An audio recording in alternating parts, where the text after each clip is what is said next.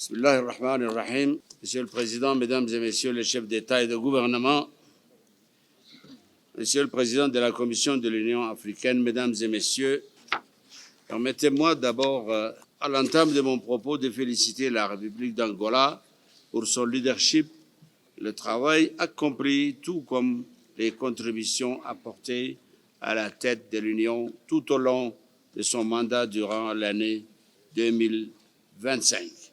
J'ai saisi également cette occasion pour féliciter la République du Burundi pour son accession à la présidence de l'Union africaine.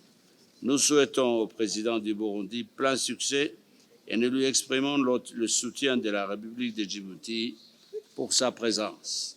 Monsieur le Président, c'est avec joie que je prends part cette année, cette 39e session ordinaire de l'Union africaine et que je salue la volonté politique qui nous anime et qui nous a réunis aujourd'hui autour de ce thème vital.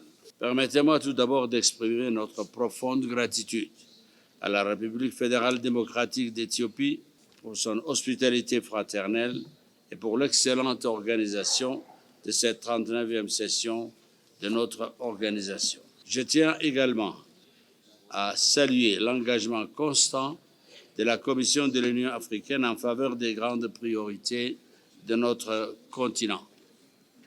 Nécessité vitale, l'eau figure au premier rang de ces priorités. Elle touche au cœur même de la dignité humaine et constitue une préoccupation quotidienne pour nombre de nos populations, aussi bien dans les zones rurales que dans les espaces urbains.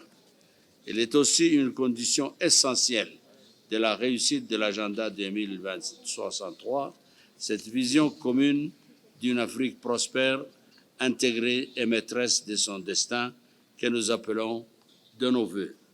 Monsieur le Président, l'eau est un facteur structurant dans le développement socio-économique de nos nations.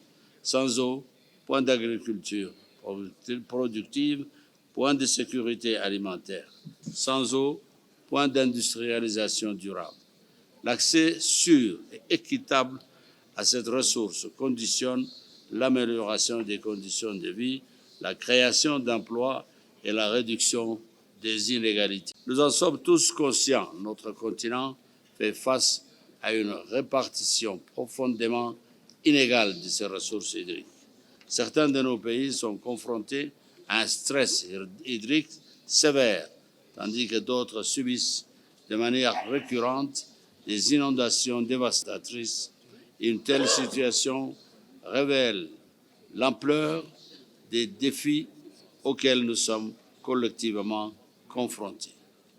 À ces déséquilibres structurels s'ajoute la perturbation croissante du cycle de l'eau sous l'effet du changement climatique, les sécheresses prolongées et les pluies irrégulières fragilisent nos écosystèmes et compromettent nos efforts de développement. Face à cette réalité, il devient impératif pour l'Afrique de se doter d'une véritable politique continentale de l'eau, une politique ambitieuse tournée vers l'avenir.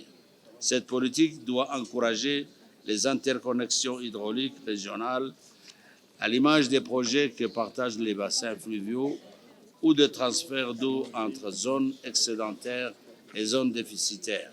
À cet égard, l'expérience de Djibouti, qui bénéficie aujourd'hui d'un apport significatif en eau potable provenant de la République fédérale démocratique d'Éthiopie, à travers un système d'adduction transfrontalière, est une excellente illustration d'intégration régionale et surtout de ce que la coopération africaine peut produire de meilleur.